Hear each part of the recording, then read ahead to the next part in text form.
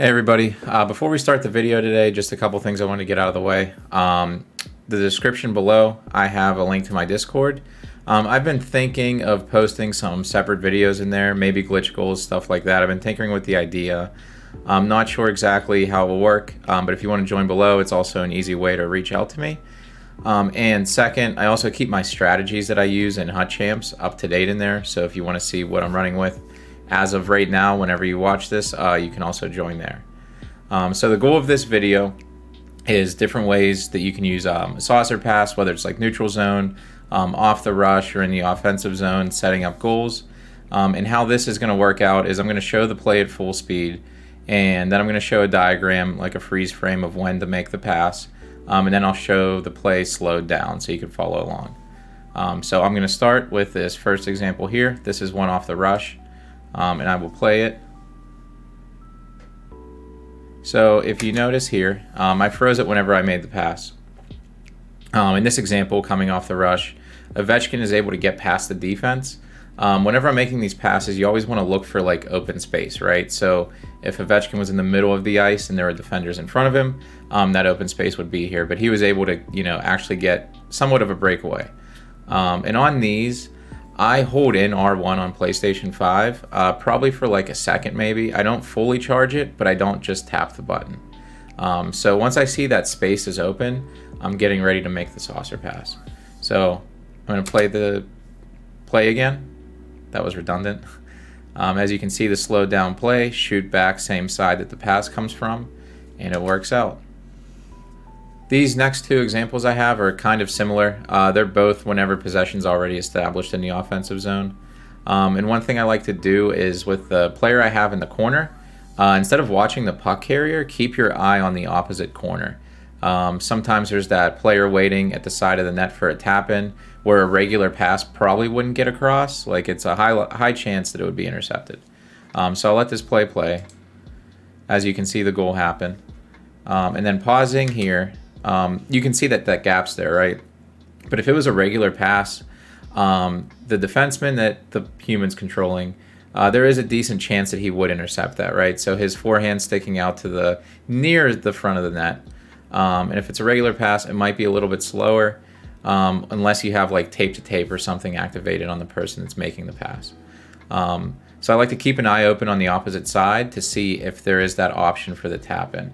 And then in these situations, I'm usually holding in the saucer pass button for a couple seconds just to make sure it's fully charged. So showing this play in slower motion, watching it develop, you see there for an easy tap in.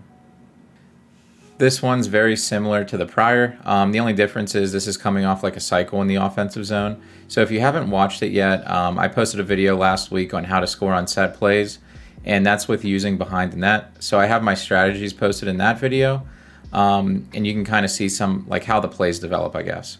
So letting this one play out, as we can see here, very similar to the last one, except it's coming off the cycle. So similar setup. That pass, regular pass, probably wouldn't get through. Fully charging the saucer pass, higher chance to get through.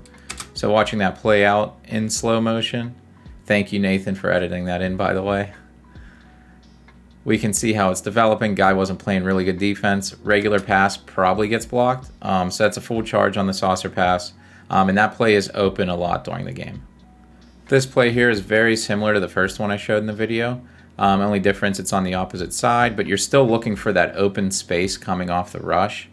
I'm going to let this one play out and then freeze it afterwards. So once I get to the blue line, right, and I establish the possession, at least off the rush, holding that puck, depending on the skill level of the player that you're playing against, they might squeeze you out on the boards. But I can see Kopitar streaking to the net. There is that open space. A clean pass probably wouldn't get through, but as long as you just like touch it, like I said, like maybe like half a second to a second on the saucer pass button, whenever you make that pass, the AI will skate to receive it, and it'll be an easy shot far side. So I'll play this again, just slowing it down. You can see Kopitar kind of get past the defense for an easy goal. This here is a very similar concept to what I just showed, except it's operating in the neutral zone. So instead of going for a goal, you're just trying to get, some space in between the defense. So I'm going to play this and then show you what I was looking for. Leads to a breakaway. So whenever I freeze this here, a regular pass, like in a lot of these scenarios, probably doesn't get through, right? There's a defenseman relatively close to the person I want to pass to, but like that soft saucer pass right to the middle is going to freeze that far side defenseman. So coming on the rush, this is a 2-on-2, but they have decent, like the defense has decent positioning to not really allow a breakaway or anything unless you use this option, right? So I see that there's that space in the center ice, and I just lob a pass. So slowing it down, it freezes the defense and they go for that interception, leads to an easy breakaway. And there's a lot of situations throughout a game where you are going to face that like 2-on-2 in the neutral zone. And this is something that's viable to use a lot. And then in this last example, very similar to the other ones, right? A lot of these similar concepts, looking for that open ice. I have like a 2-on-5 maybe, 3-on-5 if Matthews, gets in the offensive zone. But there is that space in the middle there. So I'm going to let this play out. Very similar to the first goal shown. And then looking at the diagram, you can see that open space. Regular pass doesn't get through, but if you do lob it correctly, you are able to get that open space and have the pass receiver cut back to the same side that the pass came from. And it's a goal a lot of the time, right? So playing this in slow motion, you see that open space open up just for a second, fire it over to Ovechkin, and it's a goal.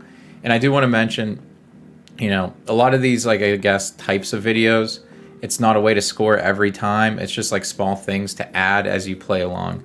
So if you're in Division 1, you probably already score these. Division 2, maybe, it's a goal that's worked in a lot of NHLs. But if you're like that Division 3 and below, I think if you're not doing this, you're probably missing out on at least a goal a game. So I hope you enjoyed this video. I hope it makes sense. If you have any questions, feel free to comment. Join the Discord below. I stream frequently on here and Twitch.